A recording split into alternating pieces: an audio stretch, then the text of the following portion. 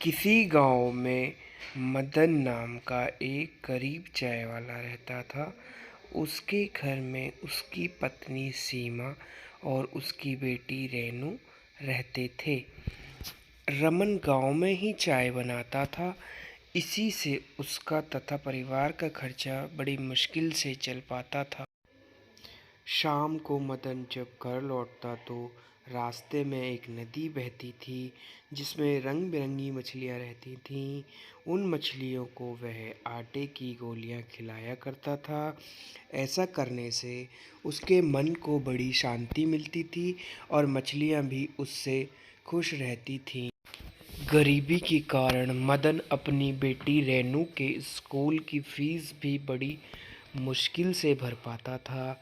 एक दिन रेनू स्कूल से रोती हुई घर आई। मदन के पूछने पर उसने बताया कि आज उसकी टीचर ने स्कूल से उसका नाम काट दिया है क्योंकि मदन ने पैसों की कमी के कारण पिछले 3 महीनों से उसकी स्कूल की फीस नहीं भरी।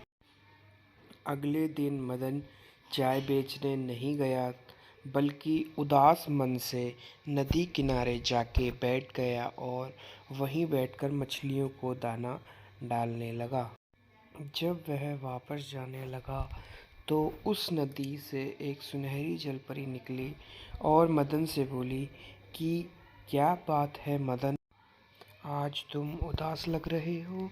मदन उस जलपरी को देखकर हैरान हो गया और पूछा कि आप कौन हो और मेरा नाम कैसे जानती हो। जलपरी ने कहा, मैं एक जलपरी हूँ और मुझ में कुछ जादुई शक्तियाँ हैं जिससे मैंने तुम्हारा नाम जान लिया है। तुम्हारी मछलियों को दाना खिलाने की आदत से मैं बहुत प्रसन्न हूँ। अगर तुम्हें कोई कष्ट है तो मुझे बताओ, मैं तुम्हारी सहायता अवश्य करूँगी। मदन ने सारी बात उस जलपरी को बता दी। जलपरी ने कहा, मदन, कल तुम सूरज निकलने से पहले यहाँ आना। मैं तुम्हें सोने के सिक्कों से भरा थैला दूंगी जिससे तुम अपने परिवार का खर्चा अच्छे से उठा सकोगे। यह सुनकर जलपरी वापस नदी में चली गई। अगले दिन सूरज निकलने से पहले मदन नदी पर पहुंचा।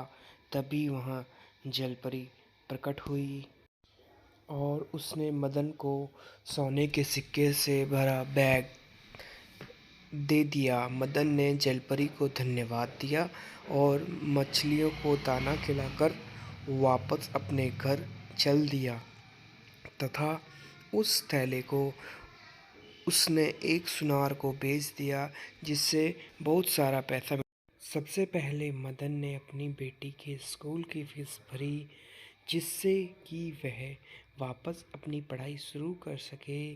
कुछ महीनों के बाद मदन ने उन पैसों की मदद से एक छोटा सा होटल शुरू कर दिया।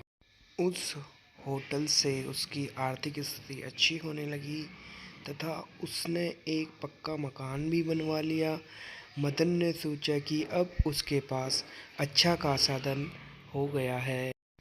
अब वह जलपरी को धन्यवाद करके सोने का थैला उसे वापस कर देगा क्योंकि अब वह मेहनत से व्यापार के द्वारा अपने परिवार का खर्च चला सकता है। ऐसा सोचकर वह रात को जल्दी सो गया। उसी गांव में रमेश और सुरेश नाम के 2 व्यक्ति रहते थे।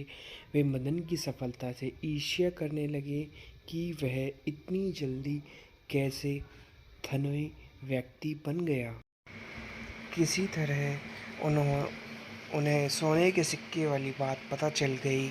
अब तो रमेश और सुरेश ने एक योजना बनाई कि कल जब वह नदी के पास जाएगा तो हम उसे सोने के सिक्कों की थैली छीन लेंगे। योजना के अनुसार दोनों ने मदन का पीछा किया और नदी के पास ही एक झाड़ी के पीछे छिप गए। मदन ने जलपरी को थैला वापस करते हुए कहा कि जलपरी, तुमने मेरी बहुत मदद की है और तुम्हारे कारण मैं अब एक धनी आदमी बन गया हूँ। साथ ही मैंने अपना व्यापार भी शुरू कर दिया है। इसलिए मैं यह सोने के सिक्के की थैली आपको लौटाना चाहता हूँ। जलपरी मदन की ईमानदारी से बहुत प्रसन्न हुई। अभी वह बात कर ही रहे थे कि रमेश और सुरेश दोनों ने मदन को पकड़ लिया और उसे धमकाने लगे और थैला देने के लिए कहा। यह देखकर जलपरी ने अपनी छड़ी घुमाकर उन दोनों को बेहोश कर दिया। उनके बेहोश होने पर जलपरी ने मदन से कहा कि हमेशा ईमानदारी से अपना व्यापार करना, जिससे व्यापार में तुम्हारी खूब तरक्की होगी। यह सुनकर मदन ने जलपरी से वादा किया कि वह ईमानदारी और पूरी लगन से काम करेगा। उसने जलपरी को धन्यवाद दिया और सिक्कों का थैला सुनहरी जलपरी को वापस कर दिया। फिर उसने विदा लेकर अपने घर वापस लौट गया। इस कहानी को सुनने के लिए आपका धन्यवाद। इसे लाइक, सब्सक्राइब और शेयर करें ताकि ऐसा वीडियो हम आगे भी बना सकें। आपका बहुत बहुत धन्यवाद।